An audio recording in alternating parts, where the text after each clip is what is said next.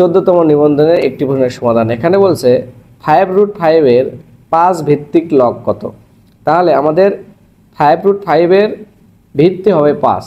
তাহলে আমরা এখানে বলতে পারি যে 5√5 এর 5 ভিত্তিক লগ, 5 ভিত্তিক লগ। এটা আমরা এভাবে লিখতে পারি যে লগ ভিত্তিটা হবে আমাদের 5 আর এখানে থাকবে 5√5।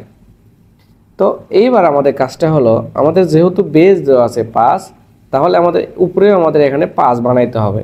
তো এটাকে আমরা এভাবে লিখতে পারি যে log 5 আর যেহেতু এই 5 এর উপরে কি আছে, রুট আছে। রুট মানে আমরা জানি 5 এর উপরে আছে হাফ।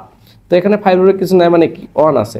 এরপরে কাজটা হলো আমরা লিখতে log 5, এখানে যেহেতু দুইটাই 5, আমরা 5 মিলে একটা 5 কমন নিলাম। তাহলে আমরা জানি যে বেস মিলে গেলে বেস কমন নিলে পাওয়ার আর পাওয়ার কি হয়, যোগ হয়। তাহলে 1 যোগ হচ্ছে হলো হাফ। তো তারপরে কাজটা হলো এখানে আমরা নিলাম log 5, তারপরে এখানে থাকলো 5, এখানে 1 আর হাফ এটা যদি আমরা যোগ করি তাহলে আমরা পাচ্ছি হলে কত, 3/2। তাহলে এই 3/2টা আমার এখানে পাওয়ার হিসেবে আছে, তো এটা আমাদের সামনে চলে আসবে। তো আমরা এখানে লিখতে পারি যে 3/2 log 5, এখানে 5। যেহেতু আমাদের এখানে পাওয়ার আর বেস মিলে গেছে, তাহলে এটা সমান আমরা বলতে পারি কত, 1।